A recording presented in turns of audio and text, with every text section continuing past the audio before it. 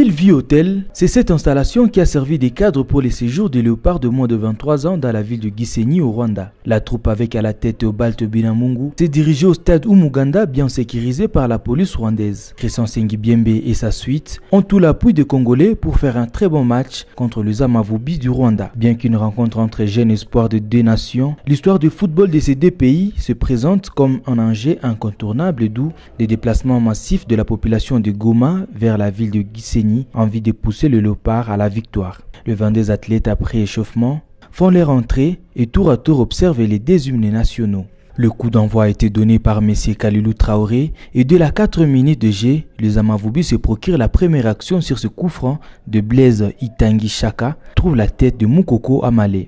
2 minutes plus tard, le même Moukoko centre pour Jackson Mouleka en pleine surface de réparation, mais le ballon sera très mal joué. KMB Edo Fauché à l'entrée de la surface permet à Jonathan Nufaso de jouer ce coup franc qui passe légèrement au-dessus de la barre transversale. 0 but partout, restera le score à la pause.